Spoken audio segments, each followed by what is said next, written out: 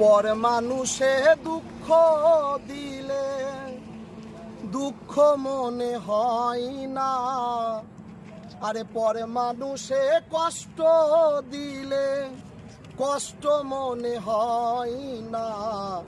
আপন মানুষ কষ্ট দিলে মেনে নেওয়া যায় না, মনের মানুষ দুঃখ দিলে মেনে নেওয়া যায় না।